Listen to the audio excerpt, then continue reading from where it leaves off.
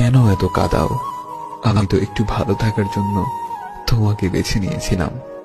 তোমাকে ভুলে যাওয়ার সাহস নেই, ধরে রাখার অধিকার নেই। তোমাকে শুধু ভালোবাসি, কারণ ভালোবাসায় অনুমতির প্রয়োজন নেই। হাজার কষ্টের মাঝেও যদি কেউ তার ভালোবাসার মানুষকে মনে রাখতে পারে, তাহলে সেই মানুষটি তাকে সত্যিকার অর্থে ভালোবাসে, তাকে কখনো ভুলতে পারে না।